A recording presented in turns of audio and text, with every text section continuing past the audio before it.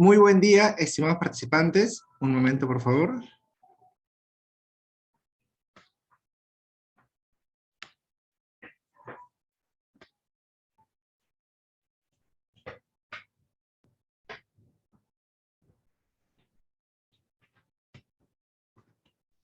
Muy buen día, estimados participantes. Somos B-Lawyer y hoy continuamos con el desarrollo del Diplomado Internacional Derecho Penal. En esta ocasión nos acompaña el doctor David Leonardo, quien es experto en Derecho Penal por Colombia. Estimado doctor, ¿nos escucha bien? ¿Nos podría indicar? Sí, señor, perfecto. No sé, ¿ustedes me escuchan a mí? Sí, estimado doctor, lo escuchamos perfecto. Doctor, ¿usted cree que podría probar la presentación, por favor?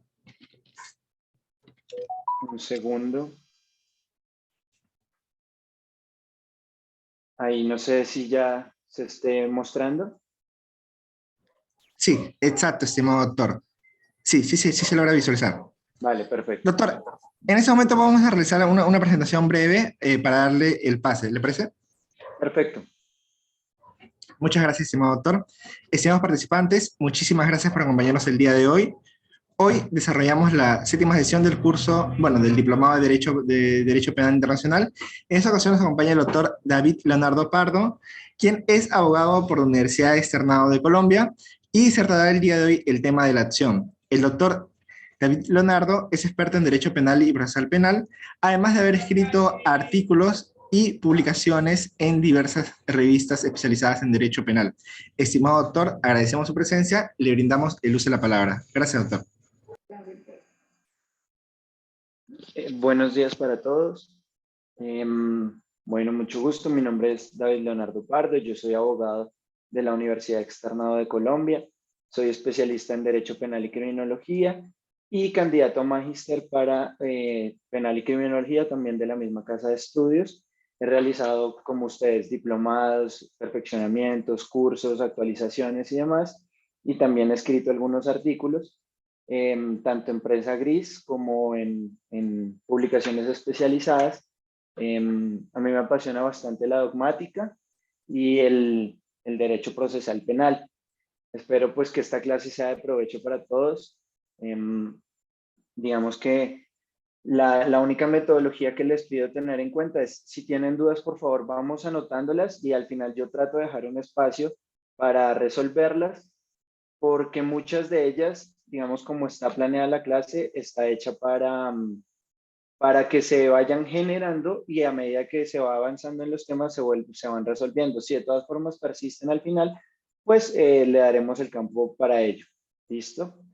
Entonces, sin más, un gusto conocerlos a todos y vamos a hablar del tema de la acción.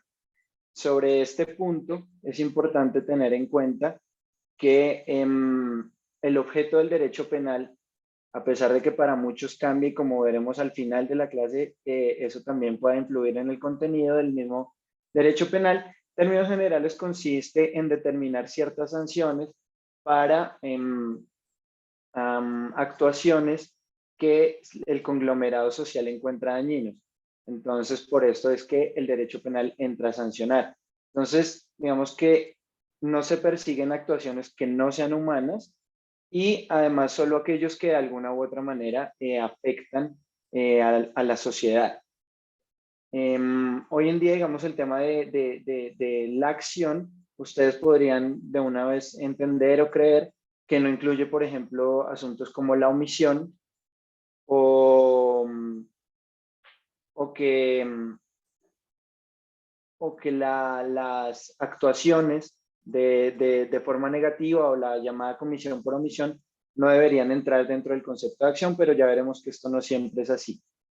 Bueno, entonces a mí me gusta iniciar por citar a un autor italiano que se llama Carrara, Francesco Carrara, aunque muchos en temas dogmáticos suelen iniciar a partir de los alemanes. Vemos que en realidad si uno le pone mucha atención a Carrara y a Ferri, lo que fue retomado posteriormente por los alemanes e incluso mucho de lo que nosotros tenemos hoy en día proviene de ellos mismos y la importancia de Carrara está más que nada en el contexto histórico en el que él se desarrolló. ¿Por qué? Porque si ustedes lo ven, él era la parte jurídica, mientras Verdi era la parte artística y Garibaldi la parte política de la unificación de Italia, que estaba siendo sometida por un imperio. Eso se puede ver en las obras de los tres. Entonces, si ustedes ven el desarrollo de sus postulados jurídicos, tienen que ver mucho con la limitación del poder del Estado, así como en su momento también un poco más conocido por este tipo de labores como lo fue Beccaria. En este punto, digamos que es importante saber qué es para Carrara el delito.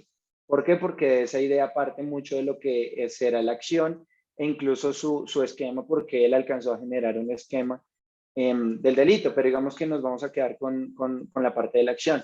Entonces, para Carrara, el delito es la infracción de la ley del Estado promulgada para proteger la seguridad de los ciudadanos y que resulta de un acto externo del hombre, positivo o negativo, moralmente imputable y socialmente dañoso. Vemos que de estas definiciones ya tenemos bastantes cuestiones que ustedes ya se darán cuenta que incluso hacen parte de lo que hoy en día conocemos como la dogmática del derecho penal. Entonces, la infracción de la ley del Estado. Esto quiere decir, y promulgada para proteger la seguridad de los ciudadanos. Entonces, no es cualquier ley, sino la ley que tiene por fin proteger la seguridad de los ciudadanos, que resulta de un acto externo del hombre.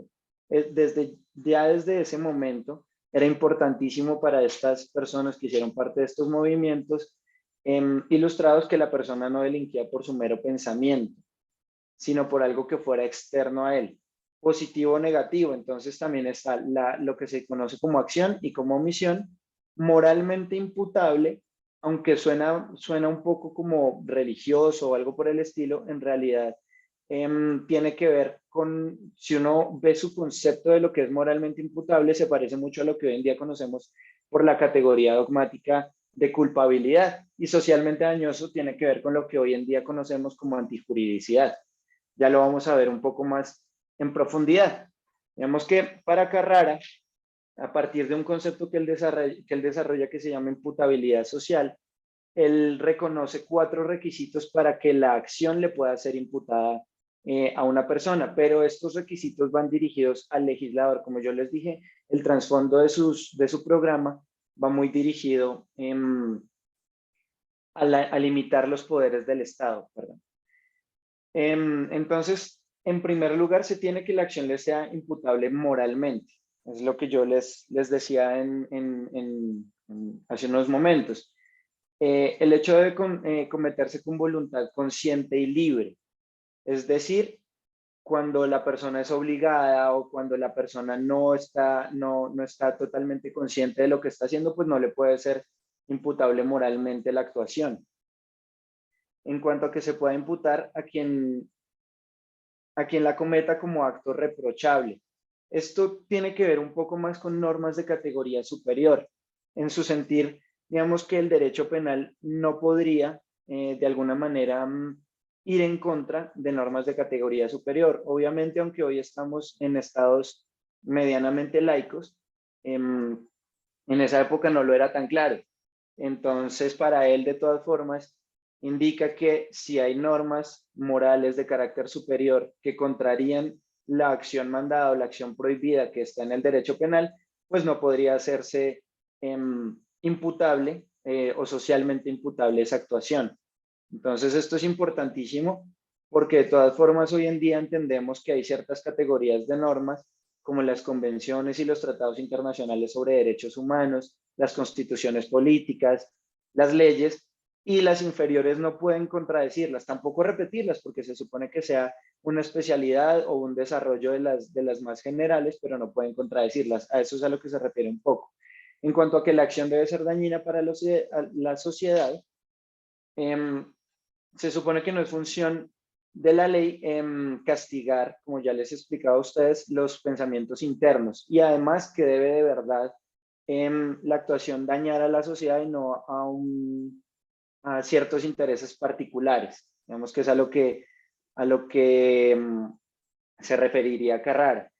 Y finalmente, en cuanto a que la ley prohíbe una conducta o la manda, se refiere más a los requisitos de esta ley que en algún momento van a ser un poco organizados y algunos lo conocerán por el conocido principio de legalidad de Feuerbach.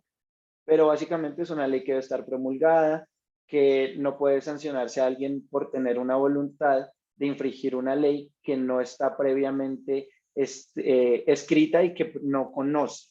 Digamos que es un poco eso. Finalmente, digamos que acá el concepto de imputabilidad que tiene Carrara es respecto de la acción, no que la persona sea o no imputable. Digamos que eso en su momento lo desarrollaría Ferri, no vamos a entrar en eso porque no es, digamos que el concepto de esta clase, pero es bueno que sepan que la inimputabilidad o imputabilidad no era lo que se refería a Carrara. En cuanto a Ferri, digamos que en su libro de Principios de Derecho Criminal, él explica o define el delito como un hombre, un sujeto activo, que ofende a otro, sujeto pasivo, violando un derecho o un bien, el objeto jurídico, que se concreta en la persona o en la cosa. Ese sería el objeto material, mediante una acción psíquica que determina y guía una acción física, produciendo un daño público y privado. Digamos que dentro de esto, lo que nos interesa para nuestro tema es una acción psíquica que determine y guía una acción física.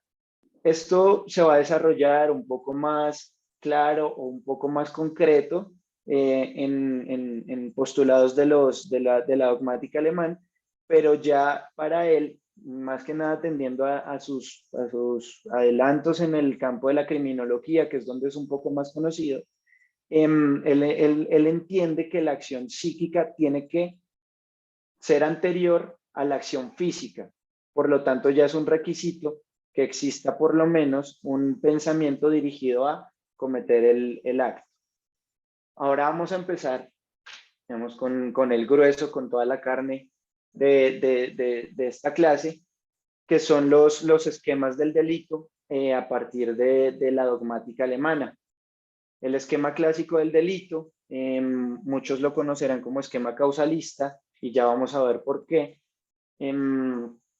Es importantísimo porque aquí es donde la acción tiene toda la preponderancia, es el centro del pensamiento, porque además la tipicidad, antijuricidad y culpabilidad, categorías que ellos crean, van a ser los que califiquen esa acción. Entonces lo importante es la acción y el contenido de la acción dependerá del resto del contenido del delito. Entonces, para ellos, el delito es un fenómeno típico, antijurídico y culpable. Es la primera vez que se da esta tridivisión. Obviamente no desde el principio, obviamente no todos. Si vemos que sus dos más importantes defensores eran Franz von Liszt y Ernst Belling. En realidad, Franz von Liszt había hecho una bipartición y es Ernst Belling quien hace la tercera parte. Pero de esa original bipartición, es importante tener en cuenta que se tiene una parte objetiva, que sería la acción, la tipicidad y la antijuridicidad, y una parte subjetiva, que sería la culpabilidad. Esto va a tener profundas implicaciones no solo en las críticas que les hicieron, sino cuando se da paso a diferentes posturas que son un poco más completas.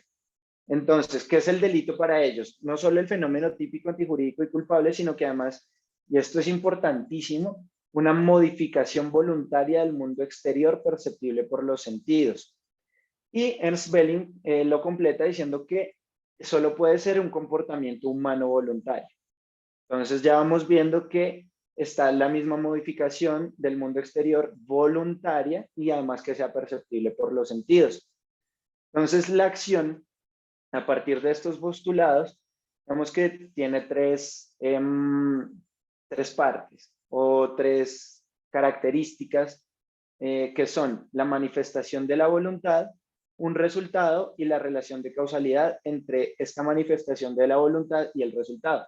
Entonces, manifestación de la voluntad va a ser la modificación del mundo exterior, porque yo no voy a saber cuál es la voluntad de esta persona si no ha salido, digamos, de su cerebro, por llamarlo de alguna manera.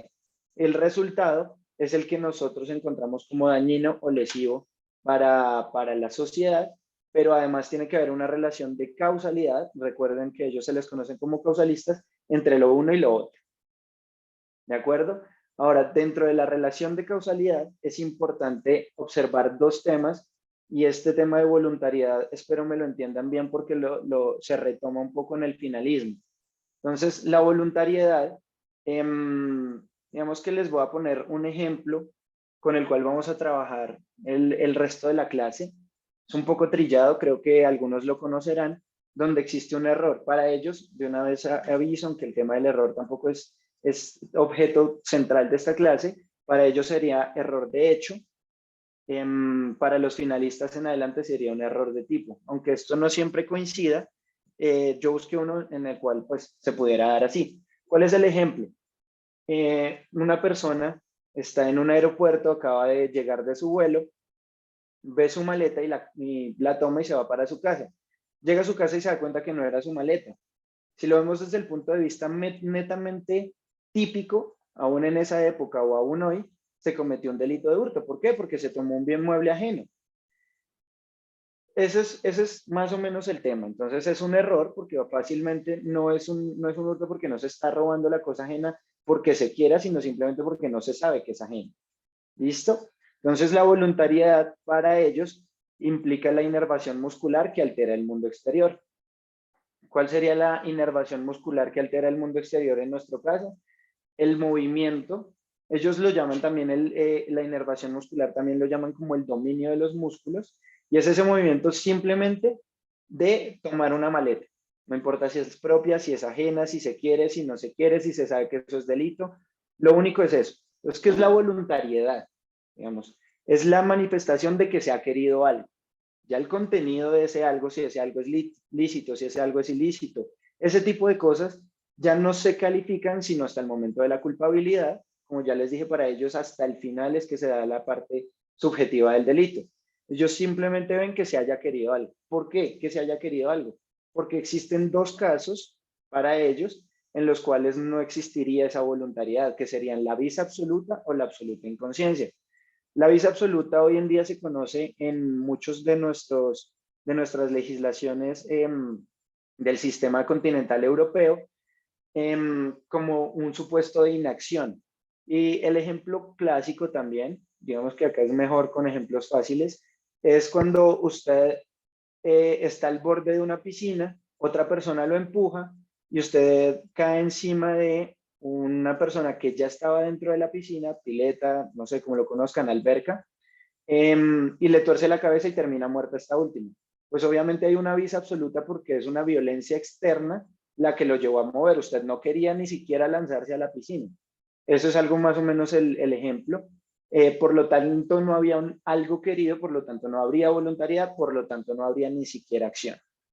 En cuanto a la absoluta inconsciencia, ya es un momento en el cual usted hace actuaciones, pero está tan lejos de su conciencia, pero tan lejos que no ha querido algo. No es posible determinar que haya querido un algo. Como les digo, el contenido de ese algo será después, pero es que acá ni siquiera se ha querido algo y se actúa en un estado de absoluta inconsciencia. Eso es lo que hace parte de la voluntariedad. Ahora, respecto de la relación de causalidad, ellos dicen o defienden sus postulados diciendo cuál es el papel que juega el concepto causalista. Y ellos lo limitan a dos especiales aspectos que para ellos son importantes. El papel limitado, en tanto toda la acción que no sea una acción causal no sería objeto del derecho penal. Y en cuanto a que la acción a partir del concepto causalista es preponderante. Entonces, para ellos es fundamental y en eso cifran su aporte, digamos, a la dogmática y a la ciencia penal en general. Vamos a ver las críticas y es importante porque digamos que el siguiente esquema no avanzó tanto, sino más bien actuó a partir de tapar las críticas que se hacían en esos momentos. Entonces, la primera crítica que tenemos es respecto a delitos como calumnia o injuria. Digamos, no sé si en sus distintos países se conozcan de forma diferente, pero son aquellos en los que se imputan cuestiones deshonrosas o se imputa falsamente un delito sin que se haya cometido. Entonces yo le digo a usted ladrón o corrupto sin que lo haya hecho o haya tenido una sanción por la autoridad competente para impartirla. En ese caso estaríamos en una calumnia. y en una injuria cuando yo digo algo deshonroso. Digamos, una palabra soez, pero que en el contexto social específico, pues es algo deshonroso. ¿Cuál es la crítica respecto a este tipo de delitos? Dicen los críticos que en estos delitos no existe tal cosa como una modificación del mundo exterior y que además sea perceptible por los sentidos y respecto de lo cual se pueda generar o evaluar una relación de causalidad. Vemos que la respuesta principalmente la dio Belling. Dijo que de todas formas en estos casos se dan vibraciones en el aire y que estas vibraciones en el aire llega al sistema nervioso del receptor y lo altera. ¿Cuál es el verdadero problema? Digamos que por sí mismo ya nos parece una tesis bastante forzada, pero además el verdadero problema o la verdadera crítica que hacen consiste al fin de cuentas, lo relevante respecto de la modificación del mundo exterior no está en la vibración del aire. Lo realmente relevante es la imputación deshonrosa. Eso es lo realmente relevante y no hace parte del concepto de la acción causal. Ahí es donde está la verdadera crítica. Entonces, digamos que queda un poco cojo. Y ustedes ya avisorarán un poco que no tiene suficiente rendimiento respecto de la omisión, porque no hay una inervación muscular, no hay voluntariedad, no hay, no hay un proceso causal que se ponga en marcha por parte del autor, sino todo lo contrario. ¿Cuál fue la respuesta? La respuesta se llamó con estas palabras de distensión muscular, pero al momento de explicarlo es cuando conscientemente una persona deja de actuar y deja de actuar para conseguir un fin. Digamos que de todas formas eso ya se salía por sí mismo del concepto original de acción, pero además es importante en tanto, digamos, se puede criticar también en otro aspecto. Veamos este ejemplo. Por ejemplo, yo tengo un niño a mi cuidado y me distraigo porque estoy dando esta clase. Y el niño, por ejemplo, se sale por el balcón de la casa, se cae y se lesiona.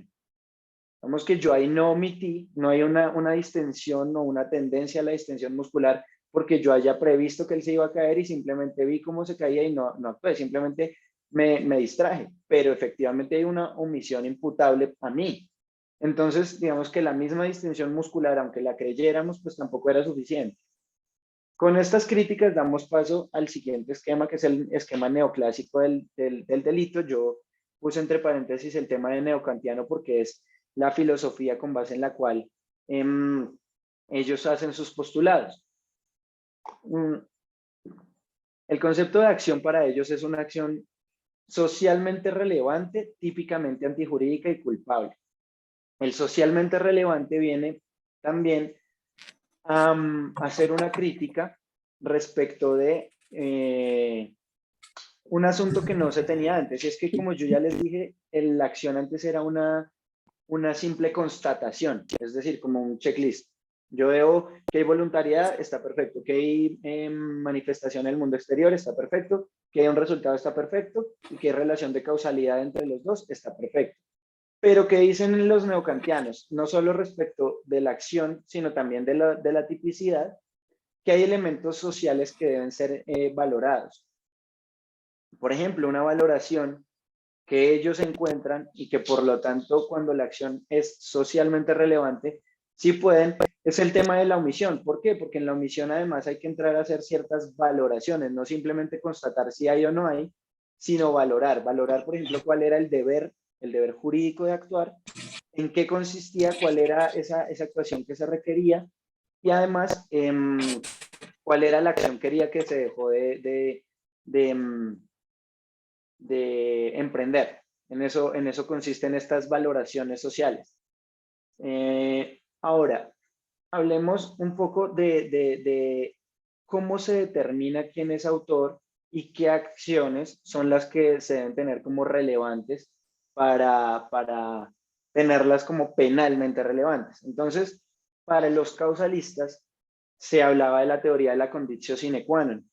Esta se llama también igualdad de condiciones y se resume fácilmente en decir que usted hipotéticamente se regresa en el tiempo y ve todas las causas que contribuyeron para la comisión del delito, y si quita alguna y el delito de todas formas se estuviera cometiendo, esta acción pues no sería penalmente relevante. Pero si la quita y se deja de cometer el delito, o sea, una condición sine qua non, una condición sin la cual ya no existiera el delito, entonces era penalmente relevante. ¿Cuál era el problema con esta teoría?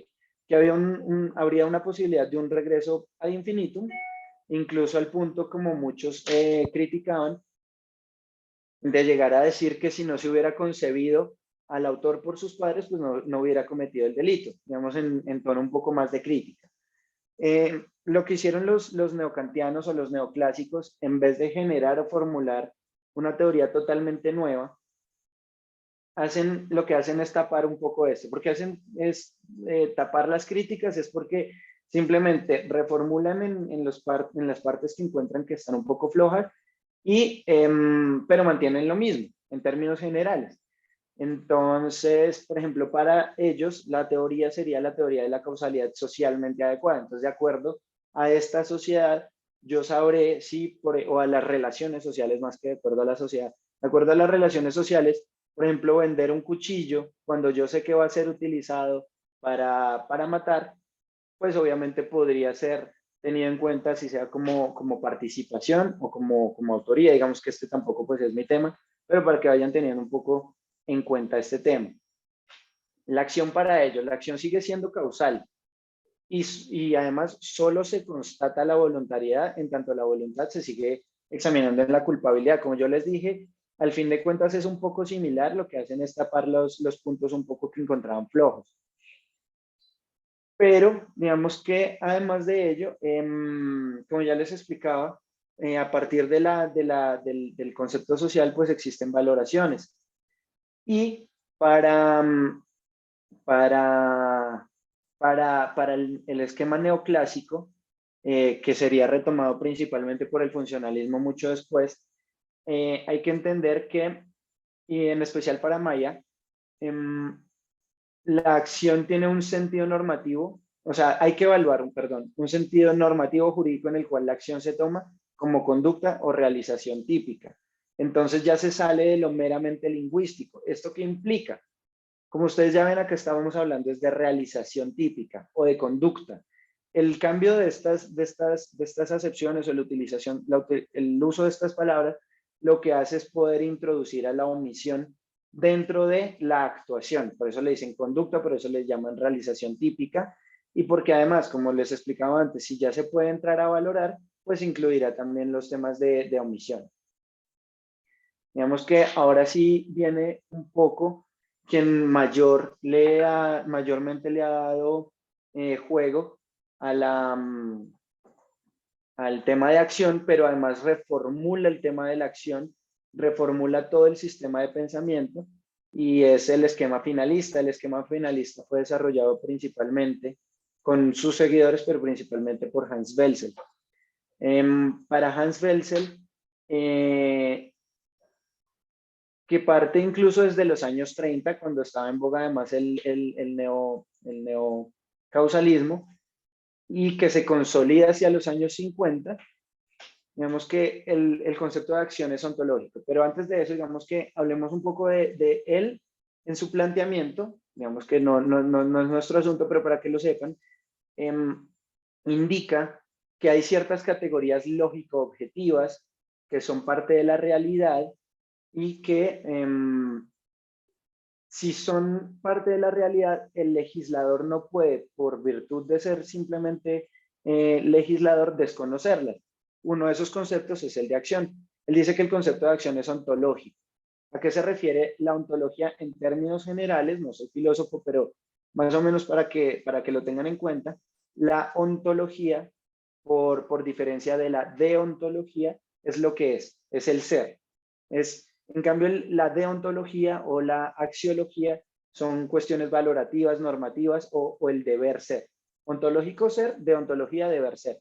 Entonces dice, si la acción es ontológica, es lo que es, el legislador se debe sujetar a ese concepto que en la realidad pasa.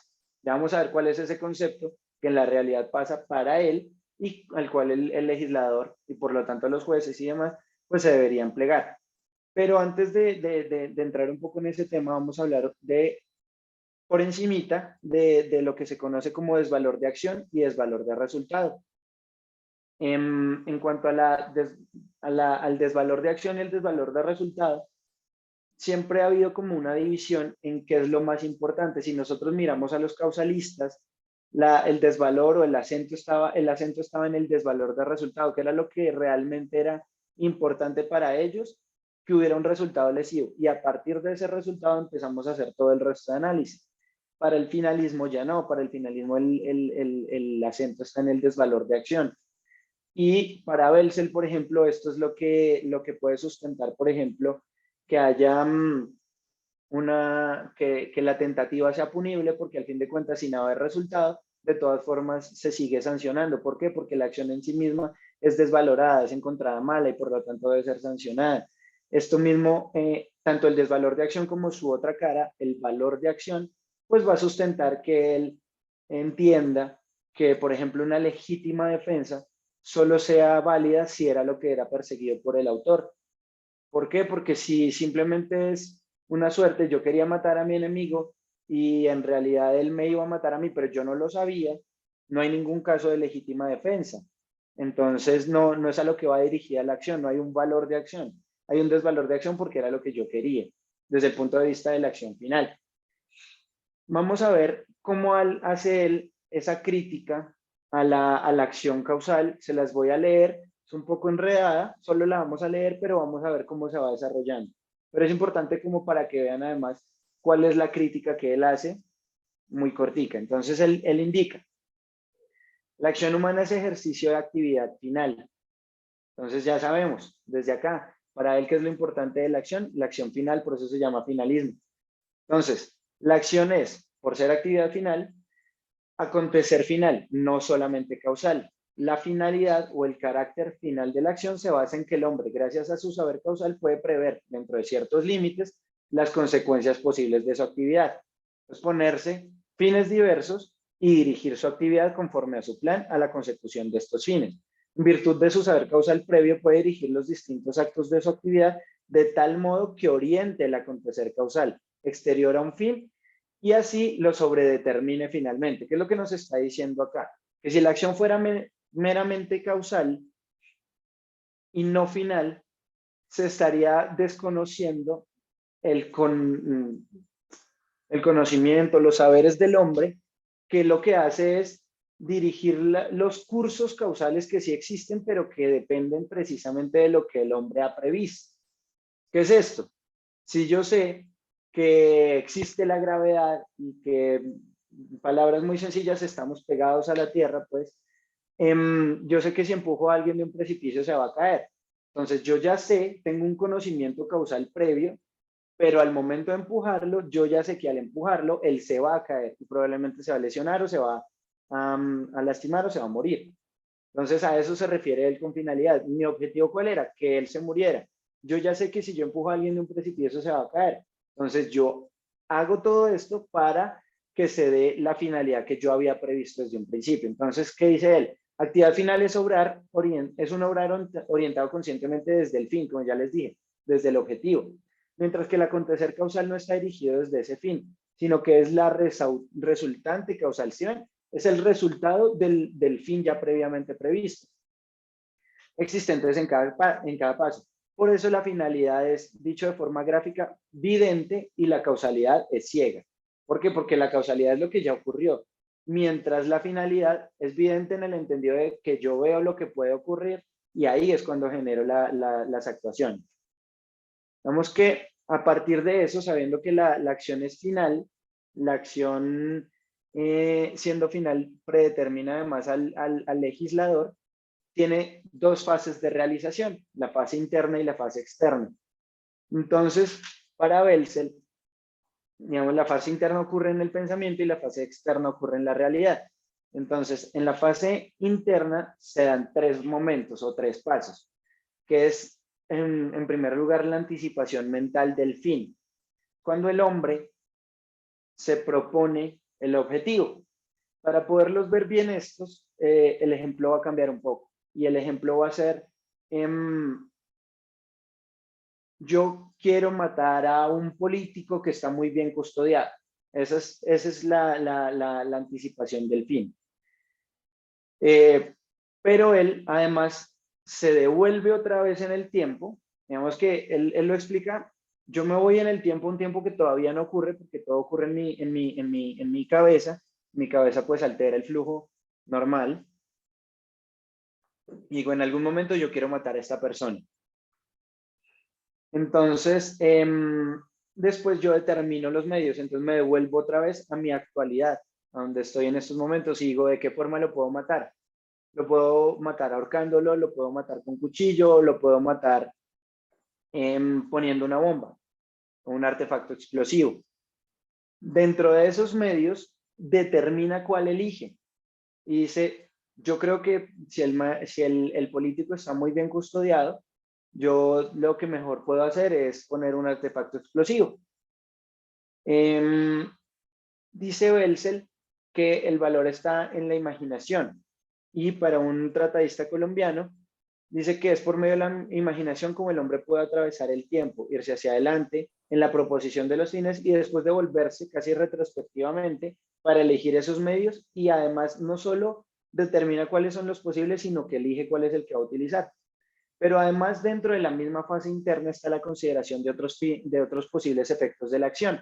Por eso era importante el ejemplo del artefacto explosivo. ¿Por qué? Porque en el artefacto explosivo, él va a ver como seguro o casi seguro que va a dañar otras personas, que va a dañar ciertos bienes, muebles e inmuebles, cuando se active ese explosivo. Entonces, ¿qué dice Belcel al respecto?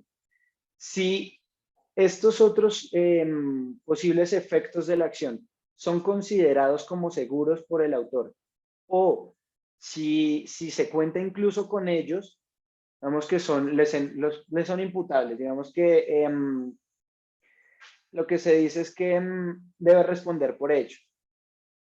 ¿Sí? ¿Por qué? Porque hacen parte de su acción final, porque hacen parte de toda el objetivo que se ha propuesto. ¿Listo? Y viene la fase externa. La fase externa es cuando ese fin, esos medios y esos mismos posibles elementos se ponen en marcha. Y se ponen en marcha en el mundo exterior, es decir, por fuera de la cabeza del autor. Y él lo define como la constelación causal sea ordenada para la consecución del fin. ¿Esto qué significa? Que yo ya hice con mi saber causal cuál era el fin, cuáles son los medios para lograr ese fin, y lo pongo en marcha. Pongo en marcha ahora sí, el curso causal. Y eso es lo que va a ser punible. Esas es más o menos las fases de realización de la acción. Ahora nosotros volvemos a retomar el tema de voluntariedad que se les expliqué ahora en el causalismo. Digamos que para Belzel es importante, digamos que la finalidad como parte de la acción. Él dice que si la acción no es final, pues no es humana. Entonces ustedes me dirían, en el caso de la persona que toma la maleta ajena en el aeropuerto, pues ahí no hay una finalidad en el entendido de que él no quería tomar maleta, un bien ajeno, entonces no habría acción. Entonces, ¿qué dice Belzel? Vemos, antes para hablar de acción, basta con que se hubiera querido algo, pero el contenido de ese querido solo se evaluaba hasta la culpabilidad. Acá digamos que nosotros, o Belzel lo que dice es, esta crítica en los casos de error es infundada en un sentido, y esto tiene todo que ver con un problema lingüístico. ¿Por qué? Porque finalidad al fin de cuenta es, de nuevo, solo constatar una voluntariedad, hasta acá, hasta este momento. Entonces, si yo constato que se quería algo, de nuevo, solo voluntariedad, no voluntad, entonces ya podemos hablar de acción final. El contenido, y el contenido sí es importante, pero el contenido va más allá en el punto de si hay dolo o no. es decir, de si lo que quiero es ilícito. Pero digamos que a la finalidad es importante referirla o de hecho le es esencial que se quieran determinadas consecuencias. Si no, la voluntariedad sería incapaz de caracterizar una acción de un contenido determinado. Entonces, digamos que la finalidad acá sí se ve que es algo querido, sí se ve que es ese algo, pero no se califica. No se califica todavía. ¿Por qué? Porque ya vamos a ver si es producto de un error, si es algo ilícito, todo ese tipo de cosas se van a ver en otros momentos. Pero acá sí que se constata y sí que se revisa que se haya querido algo. ¿Por qué? Porque si no, la acción no sería final, pero en general, tanto como no existía antes la acción causal. Ahora, en cuanto a finalidad y dolo, que es un tema muy importante, digamos que como yo lo he estado tratando hasta el momento, se podría decir que solo aquellas acciones dolosas son las que se pueden tener como finales y en ese entendido, las acciones culposas y la omisión, que las vamos a ver un poquito más adelante, no serían acciones finales, por lo tanto no serían acciones típicas ni acciones relevantes para el derecho penal. Entonces, en este punto, digamos que esto proviene de un error lingüístico en alemán. ¿Por qué? Porque la palabra Vorsatz, ya se las escribo, bueno, se las escribo ahorita, significa tanto dolo en el sentido jurídico que nosotros le damos, como intención en el lenguaje coloquial.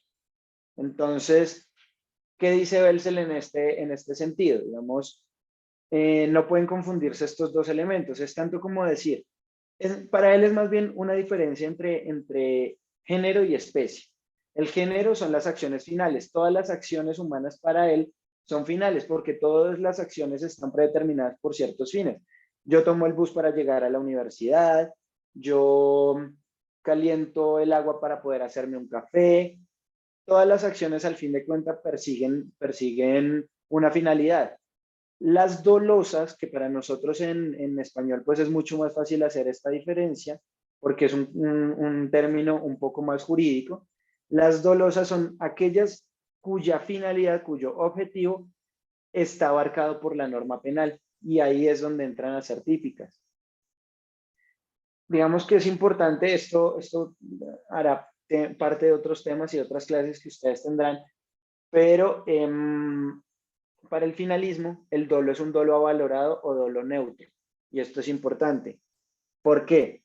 Porque al constatar la finalidad y la finalidad es querida, digamos, está prevista por un tipo penal, estamos hablando de una acción dolosa, ¿cierto? Pero no necesariamente es una acción que se sepa por parte del ser humano que es contraria a derecho penal. Entonces, esto es fundamental para Belsel en el entendido de que ya ese conocimiento de antijuridicidad, como se le conoce, o el saber que esto es ilícito, eso sí queda en la culpabilidad. Vemos que muchos lo conocen como el traslado del dolo y la culpa a la tipicidad, otros dicen que simplemente lo encontró donde siempre había estado, porque era parte del tipo.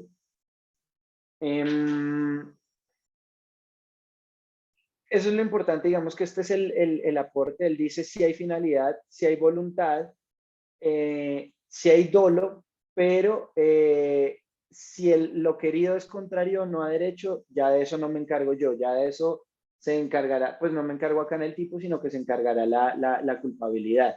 ¿Por qué? Porque en esos momentos ya le será o no reprochable esa actuación. Entonces, la acción típica culposa, ustedes dirán, si todo es dolo, si todo es acción final, ¿cómo sería el rendimiento de una acción culposa en el esquema final? Para ser sinceros, ellos tienen la respuesta, pero la generan a través de mucho tiempo. Tienen unas 5 o 6 salidas diferentes. Vemos que la final de todas formas deja como cierto mal sabor en la boca, pero es la más coherente con el resto de la teoría. Entonces, para estos efectos, Digamos, culpa es la violación al deber objetivo de cuidado. Tengámoslo por ahora así. Entonces, digamos, dolo y culpa antes se evaluaban en la culpabilidad, ahora se evalúan en el tipo subjetivo, como muchos de ustedes lo pueden tratar a diario. Entonces, Belsel preguntaba para el tema de que el dolo esté en el tipo, ¿cómo puede decirse que una actuación fue antijurídica si precisamente se habían cumplido todas las normas del deber objetivo de cuidado? Piensen ustedes en una persona que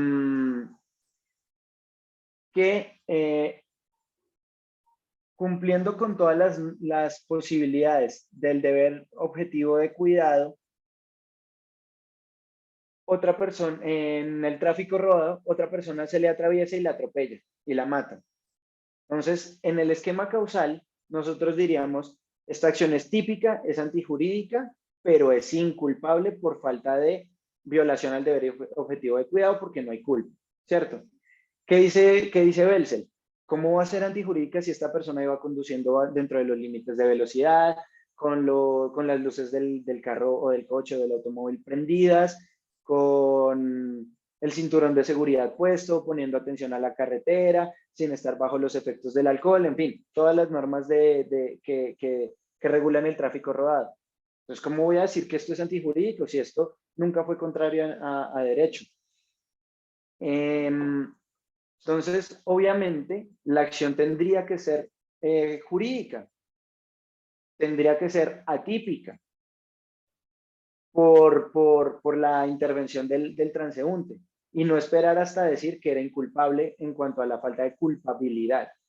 Entonces, ¿cómo le dan ellos respuesta a estos casos difíciles de la acción culposa?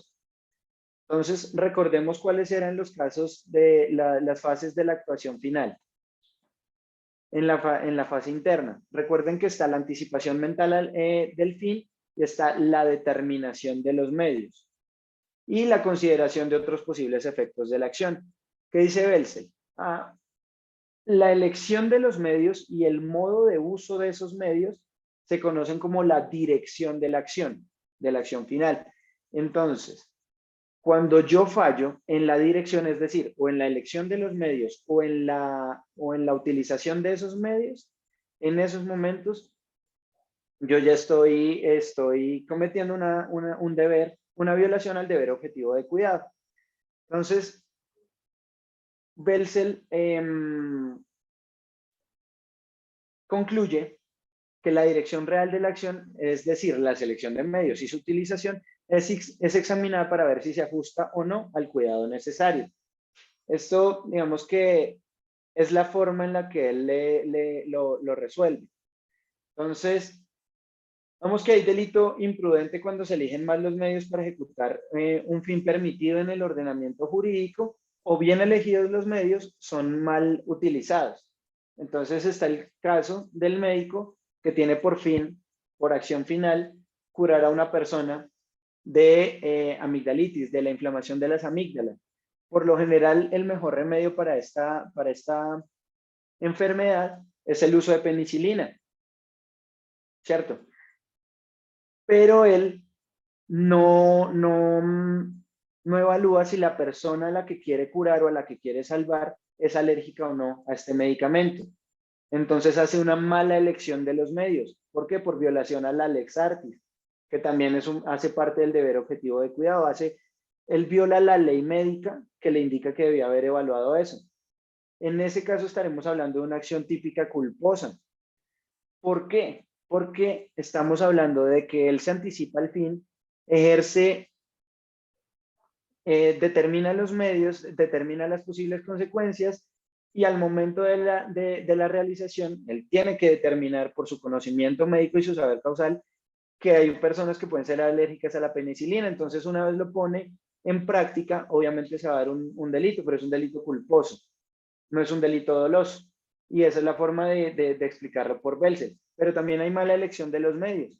Vamos que el médico sí se cercioró por medio de su enfermero o enfermera o su ayudante de de que esta persona no era alérgica a la penicilina, pero tiene que aplicarle la inyección de urgencia y el enfermero o la enfermera no se encuentra en esos momentos y él la administra directamente sin haber sido entrenado para ello o habiéndolo olvidado. Y la aplica de forma errónea, la aplica donde no es, o en la vena y no en el músculo o en el tejido graso. Entonces ya no es la elección de los medios, sino la ejecución la que es mala. Y en estos momentos también hablaremos de una acción culposa dentro del esquema finalista. Ahora, la omisión para Belsen. Vamos que si era difícil ya sostener el contenido de una acción culposa, mucho más difícil será la omisión. Determinar la omisión, digamos que desde el punto de vista finalista, la omisión solo se puede comprender o analizar a partir de dos elementos que para ellos, principalmente no para Belzer inclusive, sino para Armin Kaufman, que es uno de sus sucesores y de sus más sobresalientes estudiantes, aunque estaba en la escuela de Bonn, son dos, son la concreta capacidad de acción final y la ausencia de realización de esa acción. Pero ustedes pueden ver que es un poco una solución artificial y termina por generarse un esquema aparte. ¿Y por qué un esquema aparte? Porque es que la acción final, como se tenía o como se había previsto, no habla de la capacidad de acción final, ni mucho menos de la ausencia de realización. Además, porque esto implica otros elementos que ya no son solo de constatación, sino de valoración. Como ustedes ven, y lo dice una tratadista que se llama Claudia López, el esquema del delito parece un péndulo, porque en muchos aspectos, aunque toda su crítica se centre en hacer todo lo contrario al causalismo, se parece mucho al causalismo. Y ahorita vamos a ver el funcionalismo en muchos de sus aspectos se parece al neocausalismo. Entonces parece un péndulo en muchos aspectos. En otros que no es motivo de esta clase, pero como por ejemplo la utilización de la norma subjetiva de determinación o de la norma objetiva de valoración. Por ejemplo, es más en el aspecto de uno o en el aspecto de otro, o si el énfasis está en el valor de acción o el valor de resultado. Vemos que este es el contenido de omisión para Belsen, para que ustedes lo tengan claro, pero en realidad, si ustedes lo ven al momento de desarrollar, ya no tiene todas las referencias en la tipicidad, en la antijuricidad e incluso en la culpabilidad que tenía para la acción. Vemos que se queda un poco cojo o habría que generar todo un esquema aparte. Entonces, eso es un poco la crítica que se hace por parte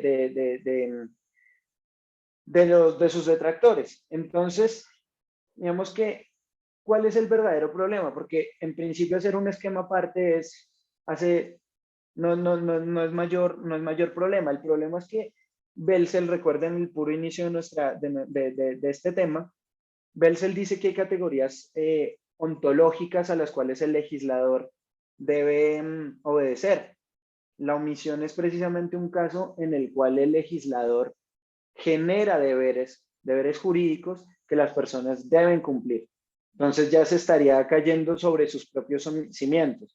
Entonces ya no estamos hablando de categorías ontológicas y previas al propio legislador, si estamos hablando que el legislador es el que está en capacidad de generar estas acciones mandadas. Es un poco criticarlo con sus propios argumentos. Por eso es que digamos que hace agua. Entonces vamos a hablar acá a partir de este momento del posfinalismo.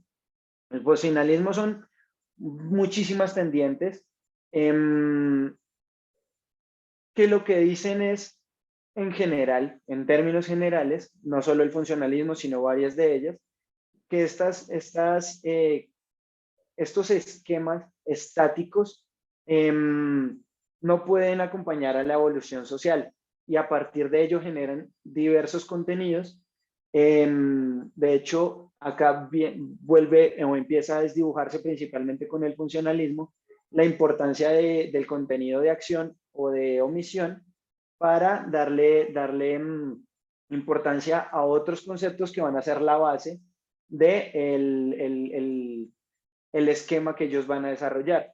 Nosotros vamos a hablar de funcionalismo, principalmente porque aunque no tenga un contenido realmente concreto de acción, ni se base todo el esquema alrededor de acción, yo creo que es importante que tratemos estos asuntos, porque además son lo que están se está discutiendo actualmente. Quien diga que ya se zanjó la discusión de los partidarios de Roxin, de Jacobs, de Freysch, pues está equivocado. Entonces yo creo que es importante también que aterricemos un poco en algo de actualidad. ¿Cuál es la definición más concreta y por tanto más incompleta de funcionalismo? Digamos que lo importante para estas corrientes es la función que cumple el derecho penal en favor de la sociedad. Por eso se llama funcionalismo. Entonces, ya ustedes verán que parten es de la sociedad como constructo humano y el derecho penal como un elemento que le sirve a esa sociedad. No sé si se acuerdan, como les dije, en el neocausalismo de la acción social, donde el medio social y las interacciones sociales son realmente relevantes. Como les dije, se trata de un péndulo. Estamos volviendo un poco a ciertos postulados, obviamente no. Si ellos son neocantianos, por ejemplo, acá hablamos de Jacobs, es muy hegeliano, pero en muchos aspectos se parecen bastante. Nos vamos a empezar por sus dos más grandes autores. Como les digo, hay muchos más que hacen tercería, ni siquiera están a favor del uno o del otro, o incluso que son más extremos en cada una de estas posiciones, pero son como los referentes a partir de los cuales uno puede estudiar el funcionalismo. Entonces hablamos de Roxin.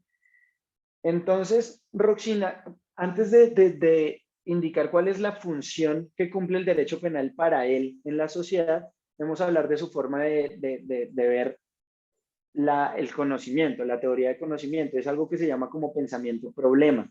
Pensamiento problema es, hay una cuestión de difícil resolución, vamos a crear una teoría, una categoría, un concepto, una regla o una excepción a reglas previas que nos ayude a resolver este problema específico que se añada a todos los demás, pero es a partir del problema que se va generando. ¿Cuál es la virtud del pensamiento problema? Que como no es estático, siempre nos va a ayudar a generar nuevas soluciones para nuevos problemas. ¿Cuál es un ejemplo clásico del pensamiento problema en Roxin? No sé si ustedes conocen o han escuchado alguna vez hablar del juicio a Eichmann. Era un nazi que estaba en Argentina, fue escondido en una maleta por parte de los judíos y lo llevaron a Israel a ser juzgado. Digamos que la forma de juzgarlo es por... Y su defensa es la de casi todos los soldados nazis, y consistió en que él era un simple soldado que obedecía ciertas órdenes y que de no cumplir simplemente lo mataban. ¿Cuál es la solución que encuentra Roxin? O a partir de que a él lo juzgaran, él cómo lo justifica para casos futuros. Y es un caso famoso, o sea, es una categoría famosa y es la autoría mediata a partir de aparatos organizados de poder. Pero, como les digo, es a partir del problema que él va creando las soluciones. Hoy en día, inclusive con la jurisprudencia de la Corte Penal Internacional, de la responsabilidad por el mando y demás, es difícil creer que esto no existiera antes o que fuera todo creado por él. No, él lo que hace es coger y justificar desde el punto de vista jurídico, sin que el sistema pierda coherencia, cómo se puede hacer para hacer este tipo de atribuciones. Y así lo es como con todo. Pero para que vean más o menos de qué se trata el pensamiento del problema. Ahora, la función que cumple el derecho penal para él es la protección de bienes jurídicos. Y bienes jurídicos, para él y un poco para todos, una definición que nosotros podemos tener como la mínima, la básica, aunque también son muy variadas, son las condiciones necesarias para una vida en paz en comunidad, para una relativa vida de paz en comunidad. Esos son los bienes jurídicos. Entonces, para vivir en paz en comunidad, ¿necesito la administración pública? Sí. Para vivir en paz en comunidad, necesito la vida, la integridad personal de todos los miembros del conglomerado social. Sí. En nuestro sistema de pensamiento occidental es importante el respeto al patrimonio, al patrimonio, sí, al patrimonio público también. Entonces, lo que le compete al derecho penal es proteger esos bienes jurídicos. Bienes jurídicos que además tienen ciertas finalidades, como organizar los delitos, es decir, desde el punto de vista del orden, para que vaya, por ejemplo, en los títulos en la parte especial, criticar al legislador cuando genera una norma en la cual no se está protegiendo un bien jurídico, entre otras finalidades que le asignan no solo Rochin, sino en general la doctrina. Finalidades que van a ser el punto de partida de la crítica de Jacobs, pero no es tema tampoco de acá. Pero para que tengan un panorama un poco más claro y más amplio. ¿Qué dice Rochin?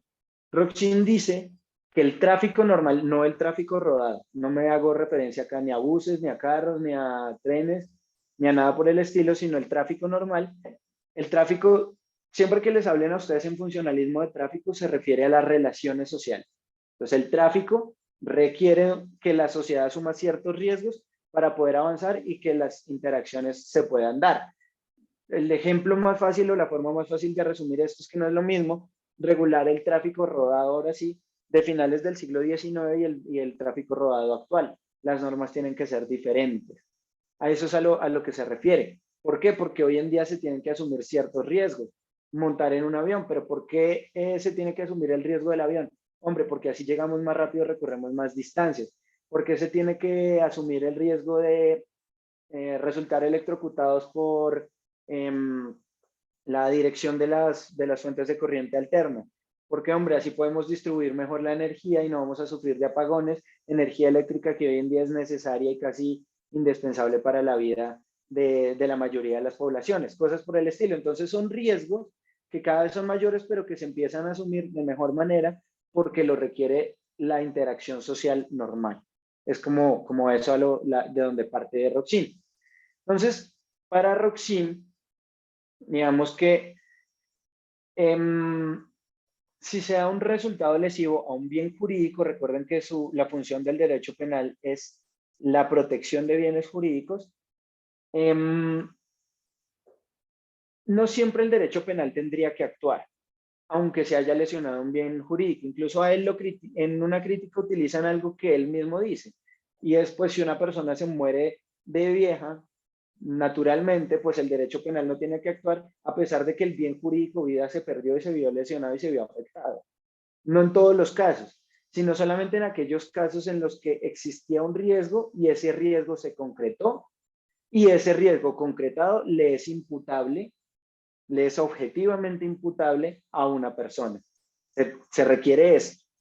Entonces, digamos que es importante a partir de este momento, la teoría de la imputación objetiva en general lo que trata de determinar es si un riesgo, si un resultado, perdón, lesivo le es imputable a una persona o no. Entonces tiene que verse el nexo de causalidad, la obligación de responder o de asumir las fuentes de riesgo para ese bien jurídico y el nexo de causalidad entre el riesgo que se generó, el daño que se generó a ese bien jurídico, el riesgo que se estaba protegiendo y la falta de protección o no a ese bien jurídico. Pero para determinar en qué momentos ya no se da o no se puede atribuir a una persona un determinado resultado lesivo, son los criterios que ustedes están viendo en pantalla, que es la disminución del riesgo, el aumento del riesgo permitido, la creación de un riesgo penalmente relevante o no permitido. Como yo les dije, estamos en una sociedad de riesgos permitidos, y la esfera de protección o ámbito de aplicación de la norma. Entonces, como ustedes ven acá, se universaliza un poco más el concepto, ya la actuación como tal no es el centro, obviamente se va a evaluar en si se generó como en el aumento del riesgo o en la creación de un riesgo, o si se debía actuar como en la necesidad de disminuir un riesgo, pero ya la acción en sí no es tan importante versus la omisión, incluso versus la culpabilidad, porque al fin de cuentas la culpabilidad es tan normativa, la culpa, perdón, es tan normativa como la actuación en general. Es decir, hay un resultado, este resultado provee de un riesgo. ¿Cuál era el riesgo específico en la acción culposa? El deber objetivo, la violación al deber objetivo de cuidado. Y se concretó en ese resultado. Fin, así es como se imputa. Entonces ven que es un poco más universal, ya se desvanece un poco el concepto de acción y de omisión y se centra más en estas categorías para poder imputar un resultado lesivo a una persona. Entonces hablemos de disminución del riesgo y lo vamos a hablar muy corto, la verdad. Es un criterio mediante el cual puede negarse la imputación de un resultado por cuanto la persona hizo todo lo posible para disminuir el riesgo que se estaba generando y que podría haberse concretado. Entonces, en este caso, como disminuye el riesgo o genera un resultado más leve por haberlo disminuido, se le reconoce digamos, esta buena actuación, por llamarlo de alguna manera. El aumento o la creación de un riesgo jurídicamente relevante se refiere precisamente a esa actuación donde yo ya sé que hay un riesgo y lo aumento o lo creo. Entonces, por ejemplo, ya existe un riesgo que es permitido, que es todo aquel que se asume cuando, digamos, vamos en un tren, pero esta persona aumenta la velocidad. No es el aumento de velocidad y ya, sino que se aumenta el riesgo permitido, se desborda el riesgo permitido, por lo tanto, si existe un resultado lesivo, le puede ser imputable. Lo mismo la creación de riesgos jurídico-penalmente relevantes que no existieran antes para el bien jurídico que se supone se debía proteger. En ese caso sí está el específico, yo atropello a una persona y esta persona muere, pues yo creé ese riesgo jurídicamente relevante de que esta persona muriera, así de simple. Pero como les digo, ya el concepto de acción clásico, aunque sea para resolver casos fáciles o difíciles, se desvanece un poco. Y finalmente se tiene que evaluar la esfera de protección o ámbito de aplicación de la norma.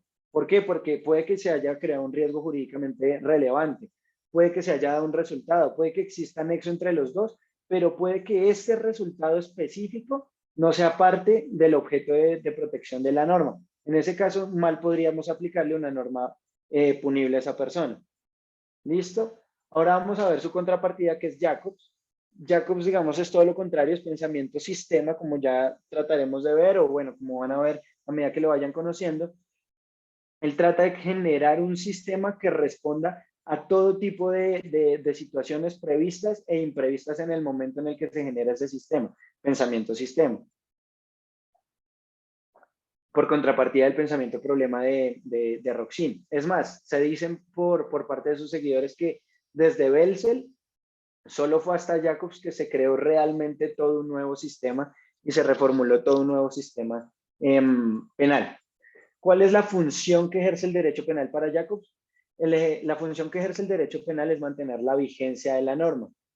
Pero para llegar a esa conclusión, se basa en la sociología de Luhmann, que habla de los sistemas, de la sociedad como sistema, compuesta de diferentes sistemas, como uno de esos es el derecho penal, y en la filosofía de Hegel, en cuanto al contenido dialógico de las actuaciones, dialógico de diálogo.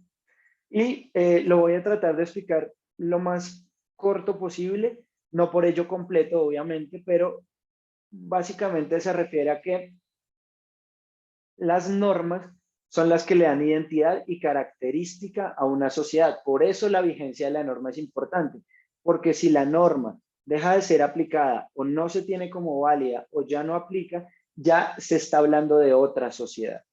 Entonces, se perdería la identidad de esa sociedad si la norma no se mantiene vigente. Sí, eso es como lo que dice. Ahora, ¿en qué parte entra Hegel? Dice que la norma, al dotar de identidad a una sociedad, lo que dice es, en esta sociedad, esta es una sociedad específica en la cual está prohibido matar, sin justificación, digamos. ¿Qué es lo que dice el autor de homicidio?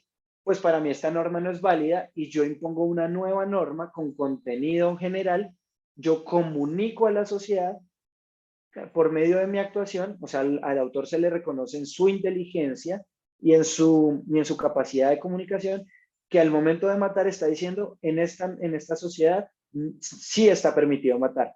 ¿Qué hace el derecho penal al momento que aplica la sanción? Estabiliza la vigencia de la norma y dice, sí, él puede haberla infringido, pero como le aplicamos una pena, la norma se mantiene vigente y sigue siendo una sociedad en la cual está prohibido matar. Digamos que esto es importantísimo para, además, para mantener las expectativas que se estabilizan así contrafácticamente, es decir, contra los hechos, porque usted tiene derecho a tener la expectativa de que en esta sociedad no lo van a matar. Bueno, para él generar teoría, él echa mano de conceptos que son muy anteriores a él. De hecho, la posición de garantía también es tocada por Roxin. Si ustedes lo empiezan a leer, cada uno de estos conceptos son antiquísimos, pero él los sistematiza todos de acuerdo a su visión del derecho penal. Entonces, lo primero que echa mano es de la teoría de roles. Y esto también hace parte de la sociología del humano. No solo son sistemas, sino que todas las personas al interior de los sistemas ejercen un rol diferente. Entonces yo en estos momentos estoy ejerciendo el rol de profesor, pero acto seguido termina la clase y ejerzo mi rol de esposo, mi rol de hijo, mi rol de padre. Lo mismo el policía tiene un rol como policía y como ese rol tiene que cumplir con ciertas expectativas que la sociedad tiene de él como policía, pero cuando llega a su casa él ya no es más policía. Si él está de vacaciones, él ya no es más policía. Importante que ese tipo de la teoría de roles, porque la teoría de roles, según el rol, van a generar precisamente lo que veremos a continuación, que es la responsabilidad por organización y por institución. La responsabilidad por organización podría definirse como la regla de oro. No hagas a otros lo que no quieres que te hagan a ti. O la libertad de todos va hasta donde va la libertad del siguiente, que son, vamos, estos postulados.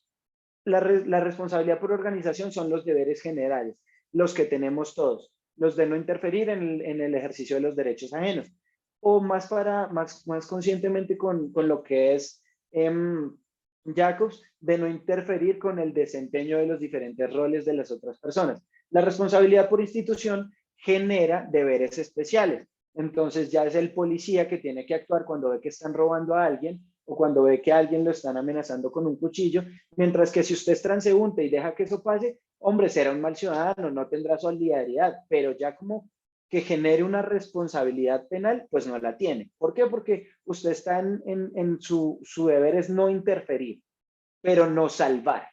Es muy diferente, pero una madre sí tiene que salvar a su hijo. Y estas dos categorías, de hecho, son la base para que él aumente exponencialmente lo que ya existía, que es la comisión por omisión, es decir, delitos de resultado y de acción que le son atribuibles a quien no actuó teniendo que actuar. ¿Por qué? ¿Por qué tenía que actuar si no lo estaba en la norma? Hombre, porque era su rol por institución. Obviamente existían categorías previas, eso se los explicará en su clase de comisión por omisión, pero es con esto con lo que él, digamos, lo desarrolla exponencialmente. Tanto que él podría resumirse todo su esquema en la comisión por omisión, porque al fin de cuentas usted tenía que actuar o dejar de actuar de acuerdo a lo que estaba haciendo en ese momento, sin importar qué. Y finalmente echa mano de, como ya les dije, esto es un tema anterior también, pero él lo hace centro, que es la posición de garantía. ¿Por qué? Porque si antes la posición de garantía era determinar, de acuerdo con diversas fuentes, si una persona estaba en obligación o no de garantizar la indemnidad o la seguridad de un bien jurídico específico, digamos que la posición de garante para Jacobs es más determinar si de acuerdo con ciertas fuentes de posición de garantía la persona estaba en obligación de generar deberes especiales o deberes generales. Esa es la diferencia. Vemos que ya lo hace más coherente de acuerdo a su planteamiento de los deberes. ¿Y por qué? Porque si ya hay diversas fuentes como la estrecha comunidad de vida, la comunidad de riesgo, la ley, la norma, el contrato, la asunción propia de ciertos riesgos, pues se genera la posición de garantía, por lo tanto usted ya genera responsabilidad, genera el deber de mantener la indemnidad. Digamos que eso es más o menos los conceptos que él utiliza para saber si es o no imputable una conducta. Ahora, vamos ¿cómo saber si un comportamiento es típico? Digamos que para Jacobs está la atribución de un comportamiento como típico y luego la atribución del resultado. Pero ¿cuál es su aporte principal? Saber si un comportamiento es típico. Y esto porque esto sí está relacionado, digamos, un poco con el tema de acción. Entonces, por un lado está el riesgo permitido y es el que más voy a tratar, 2 minutos mientras a cada uno medio minuto, pero esto es importante porque sí tiene que, es el centro, no solo para Roxin, sino desde Roxin, de las actuaciones humanas. Entonces el riesgo permitido se define como el estado normal de interacción entre las personas. Si usted está dentro del riesgo permitido, está actuando conforme su rol y por lo tanto no está infringiendo ningún deber. Si está dentro del riesgo permitido, ningún comportamiento es típicamente imputable a usted porque está dentro del riesgo permitido. Cuando se desborda ese riesgo permitido, ya es cuando nos encontramos precisamente en una atribución de un resultado a partir de la imputación objetiva. Otra cosa importante de este tema es que se refiere que estar dentro, o sea, que el riesgo permitido es como debe estar la sociedad en comunidad, es normal. Es decir, es como las normas definen que esta sociedad debe ser y es lo que define que esta es la sociedad. Ahora, él se basa también en otros criterios que limitan la posibilidad de atribuir un comportamiento a una persona, como son el principio de confianza, la prohibición de regreso o la actuación a riesgo propio de la víctima o la competencia de la víctima. Entonces, en el principio de confianza se evalúa no solo cuando existe con ocasión del riesgo con la actividad generadora de riesgos, como es una actividad médica, que es el típico ejemplo del principio de confianza, cuando se puede confiar lícita o ilícitamente en la actuación de otra persona. Entonces, yo no me puedo excusar en el principio de confianza como médico si veo que el anestesiólogo llegó borracho a la cirugía. No se puede.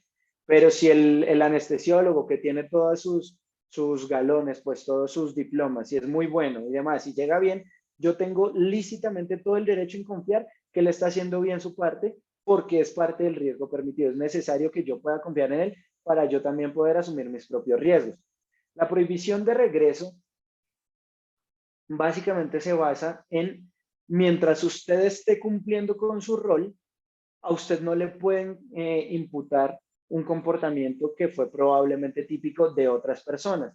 El ejemplo es el de la persona que está manejando un taxi, que de verdad es un taxi de la calle, no es la típica persona que hace parte de la banda, sino que ve corriendo dos personas que salen de su casa y dentro de su rol lo paran, los transporta.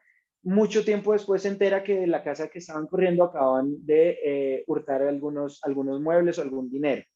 Pero si él estaba dentro de su rol, tenía derecho de pronto a sospechar, le puede parecer sospechoso, pero él actuó dentro de su rol, por lo tanto no es un comportamiento típico, por lo tanto él no hace parte ni de autor ni como partícipe de ese delito. Y la actuación a riesgo propio de la víctima. Entonces, cuando una víctima, sabiendo que hay un riesgo y que otra persona lo está asegurando, pero ella aumenta el riesgo como víctima, entonces le disminuye la competencia a quien se tiene como autor. Luego su comportamiento, su acción, su omisión no le es imputable a esa persona. El mismo ejemplo que dábamos antes de quien va manejando y otra persona se atraviesa para que lo atropelle, pues es una acción a riesgo propio de la víctima que no le es imputable a quien iba manejando el carro sin mayor cuestión. Digamos que esa es más o menos como se puede resumir. Entonces, en ese sentido, espero haber contado con haber llenado sus expectativas un poco. Yo sé que me excedí en algunos pedazos del tema a ser tratado, pero de todas formas, muchas gracias por su atenta escucha. Si tienen alguna duda que de pronto no haya sido resuelta, yo sé que los últimos temas generan más dudas que cualquier cosa, porque son temas que están en constante evolución, pero si estamos en la medida de lo posible, yo atiendo cualquiera de sus dudas. Ustedes déjenmelo saber. Bueno, creo Muchísimas que gracias, estimado doctor, por la presentación. Hay dos preguntas. La primera de ellas por parte de Hansel Salinas nos comenta. Estimado doctor David Leonardo, ¿considera que en el nuevo modelo de teoría de la imputación para personas jurídicas es correcto la supresión de la acción? vemos que más que el correcto o incorrecto de la supresión de la acción es que en los modelos de imputación, yo sé que en Perú ya está, pero yo les voy a hablar en términos generales porque me toca responder más como dogmático. En términos generales, la imputación a personas jurídicas depende de dos cuestiones. Una son defectos de la organización de la persona jurídica que dan al daño de bienes jurídicos por parte de miembros de esa organización. Y otra es cuando ya no es un defecto de la organización por falta de previsión, digamos, sino cuando se instrumentaliza la persona jurídica para poder cometer el delito. Así que en todo caso, yo considero más que nada que con base en las nuevas teorías, la acción o la actuación realmente típica, si no es un delito de propia mano, la verdad pierde cierto sentido. Es más fácil ver precisamente si hubo una falla en la organización de la persona jurídica, como dice Schunemann, o si, y por ejemplo, se generan responsabilidades por deberes invigilando o ineligiendo a sus colaboradores, o si más bien la persona jurídica fue simplemente utilizada como se utiliza, por ejemplo, para delitos de lavado de activos. En esos casos, digamos que más allá de ver la actuación o no, debe dejarse eso de lado, sino más bien si se infringe desde un punto de vista normativo lo que se espera que haga una persona jurídica, sea la que sea, dentro de la sociedad en la cual se desarrolla. Yo creo que eso es lo verdaderamente importante, más allá de la acción o no. Obviamente en personas jurídicas nunca estaremos hablando, o no casi nunca, de homicidios o de delitos sexuales, más de delitos que son propios de actividades organizativas, no solo empresariales, sino organizativas en general. Entonces es más importante la constitución de la organización que la actuación o no específica para el delito. Es más eso, como que se genera la posibilidad. Muchas gracias, estimado doctor. Una siguiente pregunta por parte de Jen Coloarte nos comenta, ¿cómo entender la teoría del delito y no solo encuadrar en la fórmula a la acción? Bueno, a ver, lo que pasa es que depende primero de cuál es el esquema que se quiera tomar para poder revisar si un delito es delito o no. ¿Por qué? Porque el esquema es el que nos dice esto puede ser o esto no puede ser delito. Yo creo que, digamos que es más por temas metodológicos, porque mi tema era solo acción, pero obvio que uno debe tomar todo el esquema completo y luego si ve la acción, el tipo objetivo, para mí es importantísimo el tipo objetivo, el tipo subjetivo, la antijuridicidad y la culpabilidad. Digamos que la culpabilidad yo no la veo como una teoría general del delito que usted pueda ver en la norma, sino más que se refiere a la acción concreta, porque es en ese momento, a la actuación, perdón, a la actuación o la conducta que usted está calificando. Entonces, si usted coge y dice, yo voy a analizar esta conducta que se dio en la vida real, bajo el esquema finalista, entonces, claro, primero tengo que ver si hay acción final, tengo que ver si hay voluntariedad, si hay un objetivo perseguido por el autor, si se puso en marcha el curso causal, si además eso infringe o es contrario a derecho, o si, por ejemplo, está cubierto por una causal de justificación, y además si le es reprochable o no. Pero si yo digo, hombre, prefiero verlo desde el punto de vista de Jacobs, es algo que no alcancé a explicar, pero los más jacobsianos que Jacobs dicen que incluso toda la teoría del delito se puede reducir al tipo, objetivo y subjetivo. Por ejemplo, si usted actúa en legítima defensa, se supone que usted actúa dentro del riesgo permitido, entonces no tiene que ir hasta la antijuridicidad. Pero como yo le digo, eso es más fácil verlo desde el caso concreto que ver la norma. La norma nos dice más bien si cuál es el tipo objetivo, cuáles son sus componentes, elementos normativos, circunstancias modales, de tiempo, de lugar, de repente algunos elementos subjetivos diferentes del dolo, como el ánimo de provecho o cosas por el estilo, si es un tipo de encuentro porque requiere dos personas. Este tipo de cosas se pueden analizar desde la norma, pero para lo que nos ayudan estos esquemas es precisamente para ver si una actuación específica, un comportamiento específico, es o no es delito, es o no es punible. Eso es como el punto. Digamos que la acción o la actuación o el comportamiento o la conducta, según la teoría que cada uno quiera coger, es importante principalmente en el caso concreto y no desde la norma por fuera o genérica. Yo creo que es más importante eso, desde el caso concreto y digamos que no es tanto tomar un partido por una o por otra porque me parece más chévere, sino de pronto por la que me parece más coherente o que me puede ayudar a resolver mejor cada problema que se me presenta. Yo creo que es mejor esa manera de verlo. Muchísimas gracias, estimado doctor, por haber respondido las preguntas y por haber desarrollado el tema de la acción.